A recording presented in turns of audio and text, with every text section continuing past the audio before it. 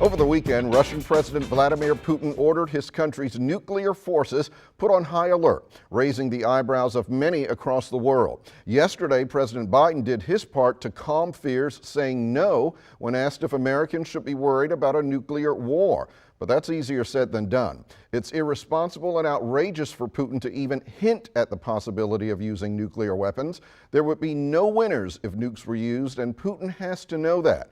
Whether or not the Russian president would actually resort to using nuclear weapons is anybody's guess, and that's a problem. A growing number of U.S. officials are questioning Putin's mental state, including former Secretary of State Condoleezza Rice, who called his behavior erratic, and former Director of National Intelligence Jim Clapper, who said recently that he personally thinks Putin is unhinged. That's scary to hear.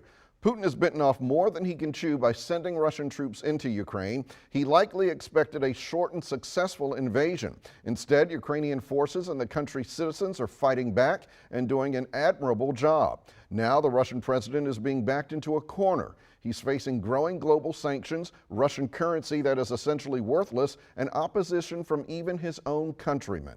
Talks are going on between Russia and Ukraine, and while we're not optimistic that there will be a ceasefire and a dialing down of the rhetoric from Moscow, it does give us a glimmer of hope that the war in Ukraine could end sooner rather than later, and that's far better than the alternative. Have a good day. We'll see you tomorrow.